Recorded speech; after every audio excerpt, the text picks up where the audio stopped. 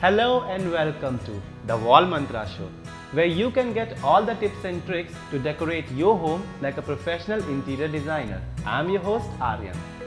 Today I'm going to give you all the tips you need to set up a beautiful console table at your home.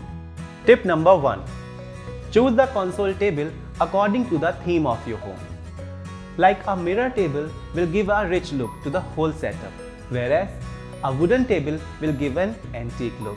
Metal table will be a great choice for a minimalist decor.